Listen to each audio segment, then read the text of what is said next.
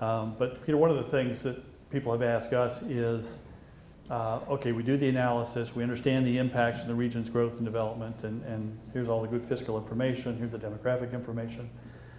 You've done this for other regions. I know a lot of it started in California and some state laws there that emerged, but even places like Salt Lake City, which I think from a at least politically conservative perspective, wouldn't be painted with the same brush as some of the California communities. Or as Portland. Yeah, absolutely.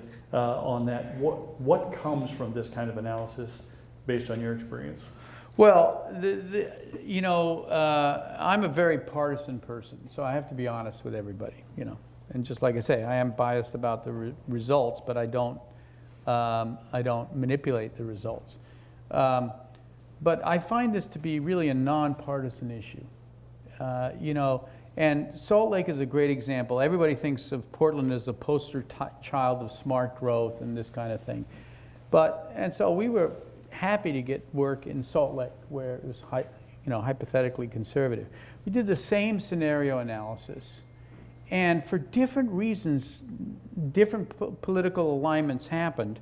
And in the end, they adopted, state legislation called the Quality Growth Initiative, which basically, lays out a whole line of carrots in front of smart growth and pretty much says, if you want to do the old stuff, you're on your own.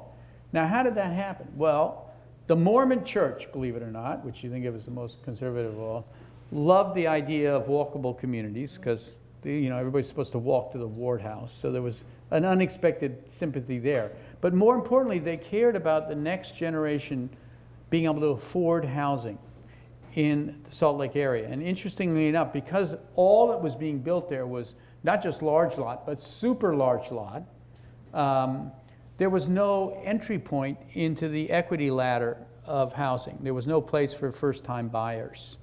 And affordability was going in the tank because actually it's a very thriving, desirable place. And so they saw the new housing mix as a solution to their desire to actually have the next generation stay and remain a part of their community. Then the state legislature, which is filled with fiscal conservatives, looked at the cost and financial burden of different forms of growth. They were struggling with a huge quantum step in costs for water. If they exceeded a certain level of water consumption, they had to build whole new reservoirs, whole new delivery systems, and they would have to raise taxes, which they hate to do. And so all of a sudden they saw that actually under a scenario that met the true market demand even there and was endorsed by the Mormon Church, they could have a growth pattern that didn't require these tax increases. And so they got 100% behind it. And then lo and behold, the last place in the world you'd think transit would take off is, and there they are, they're building transit everywhere. Every city is demanding to have the next transit station in their community because they know it revitalizes and diversifies the community. So it's a big success story, but it wasn't driven by environmentalists or people advocating for social equity. It was driven by different politics, but in the end, the facts help.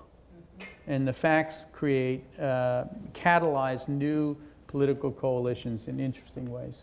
And so I think that the shift is so clear that once people get the information, they get very smart about it, no matter who they are and where they're coming from.